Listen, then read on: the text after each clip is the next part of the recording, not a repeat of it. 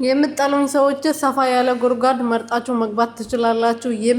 ለሚጠላኝ ቦታ የለኝም፣ ለሚወደኝና ለሚያከብረኝ ደግሞ ትልቅ ቦታ አለኝ ብላ የሚል ቪዲዮ ላይ ሄርሜላ ሪፖስት አድርጋለች። ያው የሆነ ነገር ሲነገራችሁ አትሰሙ፣ የሆነ ነገር ሲፈጠር ደግሞ ማልቀስ፣ ማዘን፣ የሆነ የሚያሳዝን ቪዲዮ ሪፖስት ማድረግ ምናምን ይመቻቸዋል። አንቺ ተነግሮሽ እኮ ያልገባሽ ውሃ ላይ ድንጋይ እንደማፍሰስ ማለት ነው። ድንጋይ ላይ እኮ ቢፈሰስ ቢደፋ አይጠግብም። አንቺም ያው ነሽ።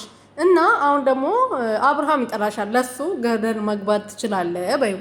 የማየው ቪዲዮ ሄደሽ ሪፖስት ከምታረጊ በአንደበትሽ ስለምጠላኝ ከአንተ ጋር መሆን አልፈልግም፣ ገደል መግባት ትችላለህ ብለሽ ለሱ ቦይስ አድርግላለሁ ላል ማርያምን ቦይስ እዚህ ጋር በዋትስአፕ ስገባልኝ ነው ቦይስ ያልኩት ማለት ነው።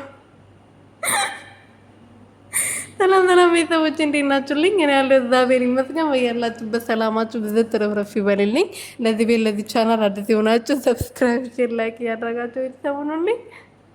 ይቅርታ እሺ። እዚህ ጋር ማለት ነው እያወራው ቦይስ እንትኑ ቪዲዮን እየሰራው እያለ ቦይስ ገባብኝ። ከዛ በኋላ ቦይስ አልኩ ማለት ነው። እና ሄርሜላ ምንድን ነው ያለችው? ይሄንን ቪዲዮ ሪፖስት ከምታረግ ለአብርሃም ሄዳ ገደል መግባት ትችላለህ አትለው። እንደሚጠላት ታውቃለች፣ እንደማይወዳት ታውቃለች።